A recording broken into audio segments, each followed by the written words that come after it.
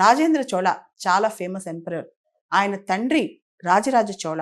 మనకి తమిళనాడులో బృహదేశ్వర టెంపుల్ ఇవన్నీ కట్టింది కూడా రాజరాజ చోళ. ఆయన కొడుకే రాజేంద్ర చోళ అన్నమాట.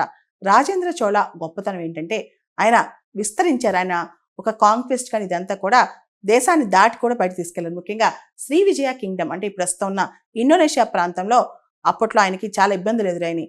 చైనాతో చోళా కింగ్డమ్ ట్రేడ్ జరిపేదన్నమాట. దానిలో ఈ మలక్కా స్ట్రైట్స్ ప్రాంతంలో శ్రీ విజయ కింగ్డమ్ ప్రోత్సాహంతో చాలా మంది పైరట్స్ వచ్చి వీళ్ళ షిప్స్ ని అటాక్ చేసేవాడంట.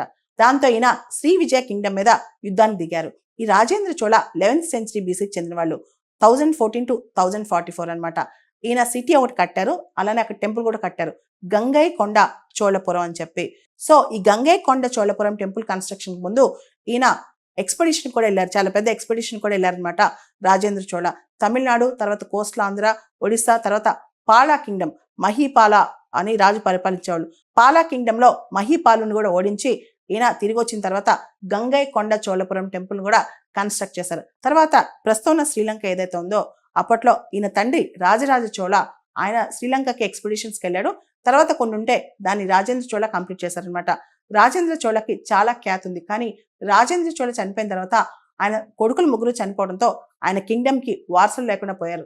అప్పుడు వేంగి చాళుక్యాస్ ఎవరైతే ఉన్నారో రాజమండ్రి పరిపాలించే వాళ్ళ కూతురుకు సంతానం వచ్చి మళ్ళా చోళా కింగ్డమ్ ని ఆక్యుపై చేశారనమాట. ఇలా రాజేంద్ర చోళ కథ మాత్రం చివరికి ఆయన ఎండ్ అయిన తర్వాత ఆయన సంస్థానానికి ఆయన కొడుకులు ముగ్గురు లేకుండా పోయారనమాట.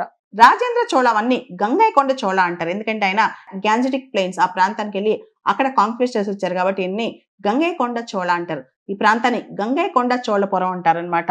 ముఖ్యంగా ఈ ప్రాంతంలో బృహదేశ్వర ఆలయం ఏదైతే ఉందో దానికి యునెస్కో వరల్డ్ హెరిటేజ్ సైట్స్ లో కూడా చోటు దొరికింది. చోళా కింగ్స్ ఆ టైంలో వాళ్ళు south east Asian naval expeditions ఏ విధంగా చేశారనే దానికి ఇది నిదర్శనం అనమాట. మనకు తెలుసు gangetic conquest. Chola king Rajendra Chola యొక్క గ్యాంజెటిక్ ఎక్స్పెడిషన్ కి 1000 సంవత్సరాలు పూర్తయింది.